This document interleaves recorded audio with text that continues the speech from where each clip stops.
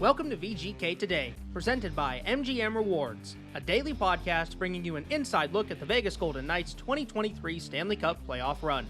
I'm Justin Russo with the Golden Knights on Sunday, May 7th, and last night the VGK suffered a 5-1 loss against the Edmonton Oilers in Game 2 of their second-round series, which is now tied 1-1. Edmonton cashed in on early power play opportunities and didn't look back after building a massive 4-0 lead in the first period, playing a complete 60-minute game to finish out their win. Connor McDavid and Leon Draisaitl each netted 2 goals, with Draisaitl now up to 13 goals this postseason in just 8 games played. The single playoffs record, if you are wondering, is 19, shared by Philadelphia's Reggie Leach in 1976 and Edmonton's own Jari Kurri back in 1985. An insane postseason for Leon Draisaitl, and he'll look to keep things going for Edmonton as the series shifts back to Edmonton on Monday for Game 3. But wild stuff last night from T-Mobile in Game 2, and to help break it all down, I'm pleased to welcome back Daren Millard. Justin, thank you very much, and I love the music that kicks off every VGK Today, that riff on the guitar. For the second consecutive series, the Vegas Golden Knights head north to Canada after splitting the opening 2 games at T-Mobile.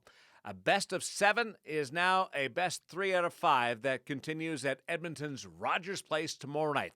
The series will now go every second day the rest of the way, which at least on the short term is welcomed by the VGK. Get right back to work. After effectively handling the pace of the dynamic Oilers offense in the second round opener on Wednesday, Vegas experienced a flipping of the script last night, where the Golden Knights dictated the pace and held puck possession to post a Game 1 victory. Edmonton did the same in the 5-1 win by the visitors at the Fortress. We've now witnessed great things out of both clubs, and areas that the 2 coaches are forced to adjust.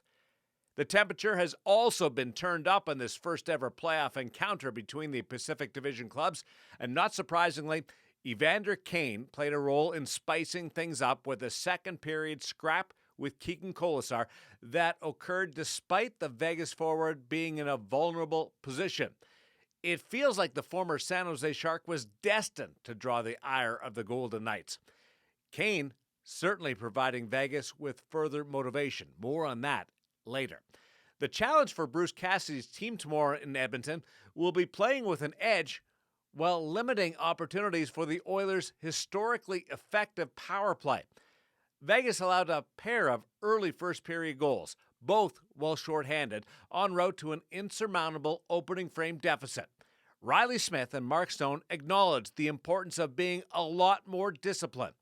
Bruce Cassidy pointing out the penalties not only left Vegas in a challenging position, they also prevented any form of counterattack, held to just 4 shots in the opening 20 minutes, down 4-0.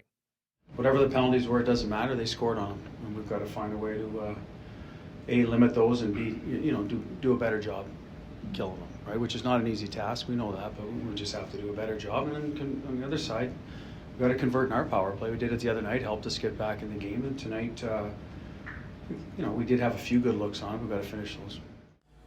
Start of the game, obviously we're giving them power plays and opportunities to get early leads, and we have to make sure that we're not giving them those free chances. So better starts and make sure we're staying out of the box. I got to find a way to stay a little bit more disciplined. Hopefully the calls will start going our way here soon. But yeah, not a great night for us, right? But series is 1-1, so I don't think anyone in this locker room thought we were going to sweep the Edmonton Oilers. So it's a 1-1 series. Regroup and come back ready to go on Monday night. We weren't hard on the puck. Guys we rely on offensively, they need to understand that. And whoever got 4th line, whatever, go through any line, we didn't have the puck enough. And if you're going to beat a good team that's attack-oriented, the highest scoring team in the league, you need to have the puck. You can't just hope you defend the hell out of them all night. That's a tough ask. So that's where I think our problem was. They got to the races and battles, and especially in the first period, they won them all. And that's a tough way to play. And sorry, but I don't know if there's more to your question, but to me, that's it in a nutshell. We needed the puck more. The loss prevented Vegas from equaling the franchise's longest postseason winning streak of 6 games in a row. a run that started after a similar 5-1 loss against Winnipeg to start the playoffs. The Golden Knights vowed to be different after that stumble out of the gate against the Jets, and they were. Tomorrow's game in Edmonton requires a similar adjustment to the one a couple of weeks ago. Veterans Riley Smith and Braden McNabb echoing the sentiment of the captain. I think they were saying after game one that they didn't bring their best. I think we're saying after game two we didn't really bring much of our best. So, like I said, regroup. Series is still 1-1. Now we got to be good on the road. We've been a good road team all year, so got to go out on the road with our boots on, ready to go. I don't think anything rattles us too much, so I don't think this game's going to make or break this team. We'll be ready to go on Monday night. I'm sure we'll roll over our Ds, roll over our forwards, and out there to show off to anyone. So we'll be ready to go. It's a game you just have to flush. We had a poor performance game one last series, and you just have to find a way to bounce back. Game one against Winnipeg, we weren't very good either. Even in the first period of the next game, we weren't great. But we found our game, and we have all the confidence in the world in this room. So we're not worried. Ivan Barbashev scored the Golden Knights' goal off a neat mid-air pass by Mark Stone. The third period shot was the only puck to elude Stuart Skinner in the Oilers' goal. Aiden Hill stopped every shot directed his way, relieving Laurent Brossoit for the final frame. Vegas goaltending was not a post-game topic. LB hardly responsible for the result.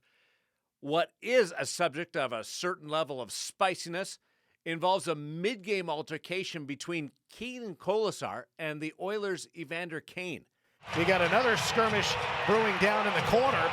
We got several punches being thrown by Kane at a defenseless player on the ice. That's Keegan Colasar. He gets up, and now Kane puts him in a chokehold. Brossoit goes over. Hyman says, no, get out of here. Colasar still locked up with Kane. The linesmen, having perhaps not realized there was another skirmish, they have now skated over to that brouhaha. Bruce Cassidy was not pleased to see his player, while in an awkward position, take several body blows from Kane. The altercation spilled over to the third period. William Carrier and the Oilers forward traded chirps from their respective penalty boxes, as Vegas vowed to prevent any similar situation in Game 3 or beyond. Mark Stone and Braden McNabb represent the players' voices, followed by the expectations of Coach Cassidy. You never want to see a teammate be getting kind of suckered down like that, especially one who's stuck up for his teammates all year, like he has in Keegan. And you could see a little frustration at the end there. I think Hager wanted to do right by Coley and make sure that's not happening. But I would have liked to see the refs maybe do a little bit better of a job to help out Keegan there. Yeah, you don't like seeing that. He's a defenseless guy, getting punched. And, but Hager did a great job there getting in there and sticking up. Obviously don't like it, but they did a good job getting in there in the third, and it doesn't go unnoticed. You're going to have nights you're going to get out executed, certainly by this team. They were more competitive, but we got sort of out teammated, for lack of a better term. That's disappointing. It should never happen to the Vegas Golden Knights. We talked about that, and going forward, that hopefully that's the first thing we correct. We're not going to win if we're not playing as a team. The competitive spirit is in our group. It wasn't here today. It was here game one. It was here as Winnipeg. So it'll come back. I have faith in the guys. We'll execute. We've been a good executing team, but as sticking together as a team in those regards, especially for a guy that's stuck up for his teammates all year in every situation, we got to do a better job there. And I think eventually we got to it, but it's kind of late. And so let's do it from the start. I think the team togetherness in the playoffs, it shows, right? And the other team senses it and knows it. And we have to get back to that first and foremost and get the compete level up. Execution will come after that. Colasar did not finish the game, one of a handful of players who received misconducts in the back half of the third period as officials tried to keep control of the situation. The normally calm and pragmatic Colasar showed his frustration on his way to the room, a burst of emotion that certainly caught the attention of all his Vegas teammates. An emotional reaction in Game 2 against Winnipeg received a significant amount of credit for turning that series in the Golden Knights' favor. While the result was different yesterday, I'm left wondering how much that elevated passion shown by the Golden Knights will influence the Vegas performance in Game 3 of this second-round series. A response is required, but not in the form of retaliation. Remember that old phrase, don't get mad, get even, and all of us roll our eyes? Well, we better hold those eyeballs straight right now. There's always room in our sport for emotion. In this series, though, facing that power play, it's more important than any other time to manage the feelings. Take a number. Better yet, put a few numbers up on the scoreboard. Vegas has averaged 4.8 goals per game in its 5 playoff wins. They'll be looking for that type of production tomorrow in Edmonton. Justin, Ashley Weiss and Dave Gosher are traveling with the team to Canada. Ashley will join you tomorrow for another episode of VGK Today, ahead of Game 3 in what is now a spirited second-round series.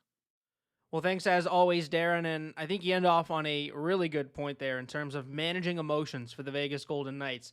This is a team that didn't take many penalties throughout the entire regular season, but you've seen in these first 2 games against Edmonton, they're starting to get under Vegas' skin just a little bit, and Vegas taking some of those retaliatory penalties. We saw Alex Pietrangelo take one at the end of the second period in Game 1. Saw some of that from Vegas today. Now, of course, the score was a bit out of hand later, and likely just sticking up for themselves and their teammates, as you heard Mark Stone and Braden McNabb talk about Keegan Colasar there, and of course, Evander Kane, one of those guys that he'll do anything to draw a penalty, get a rise out of the other team, and Vegas has to recognize that moving forward in this series that, yes, there are going to be times where he might get away with some things, but the Vegas Golden Knights have to toe that line between defending their guys and realizing that, okay, right now, it's best to step back, don't give them a power play, don't give them the advantage, and let's just get back to our game. So for the Vegas Golden Knights, important to do that, important to manage those emotions. And as you look at the first 2 games in this series so far, talk about that offense for Edmonton. Even in the Golden Knights win, 4 goals for Leon Draisaitl. The offense came to play. 9 goals through 2 games for the Edmonton Oilers. They are going to find ways to score goals. It seems like that is just a foregone conclusion in this series. Now, you hope they won't score as many as 4 and 5 like they did in the first 2 games. See if the Golden Knights can hold them to 2 or 3 here, but they're going to get their opportunities, and they're going to get some pucks into the back of the net. It's about the Golden Knights managing their emotions, playing their game, and just doing enough to get another goal out of themselves and getting that win there like they did in Game 1, right? They got the 6 goals on the board. I don't think anyone expects the Golden Knights to score 6, and they certainly shouldn't have to score 6 every game if they play their way and they play their game here moving forward in this series. But for the Golden Knights, have to get back to what they did in Game 1. Daren made a good point as well about the puck possession. Felt like Vegas was all over the Edmonton Oilers in Game 1. Yet you look at Game 2, and Edmonton, it just felt like they had the puck, early on in the game when they were dominating. It felt like they had the puck the entire time. And of course, the power plays, that makes it, of course, a little exacerbated there. But Edmonton just really controlled play in Game 2, and Vegas is going to have to answer in Game 3 on the road now as the series shifts to Edmonton tomorrow. But for as bad as Game 2 was, 5-1 loss, it's important to remember it's just one game. It does not matter how many goals the Edmonton Oilers score. It doesn't matter if they put up 15 goals. Every game counts the same. Just one game. And the Vegas Golden Knights are still tied in this series. They still have a great opportunity to move forward, go into Edmonton, and steal a game there to get home ice advantage back and see if they can finish out this series. So the Golden Knights, the sky is not falling. They played a bad game. We talked about this after Game 1 versus Winnipeg. That was a game in which there was so much momentum for the Golden Knights coming into the playoffs, and they just laid a dud in Game 1. And then what did they do to follow it up? They recognized their mistakes. They were confident in saying, you know what? We didn't play our best game. We're going to come back better in Game 2. And not only did they come back better in Game 2, they swept the rest of the series. They took the 4 games against the Winnipeg Jets after that, and they came out strong against the Edmonton Oilers in Game 1 of this series. So the Golden Knights have an opportunity tomorrow already to wipe this game away, flush it down, and get back the lead in this series. Hopefully they can grab that 2-1 lead against the Edmonton Oilers in tomorrow's Game 3. And, of course, with the series now tied at 1, that does guarantee that we will have a Game 5 back at T-Mobile Arena on Friday. So there will be at least one more home game in this series for the Vegas Golden Knights. And I'll remind you that you can get playoff tickets to Game 5 at vegasgoldenknights.com. So be sure to come down to T-Mobile Arena and cheer on the Knights in person for Game 5 at T-Mobile Arena. Also want to take a second to remind you to subscribe wherever you get your podcasts so you don't miss a moment of the team's quest for the Stanley Cup right here on VGK Today. And as Daren mentioned, tomorrow Ashley Weiss joins the show to get you ready for Game 3 against the Edmonton Oilers. Justin Russo signing off for episode 21 of VGK Today, presented by MGM Rewards.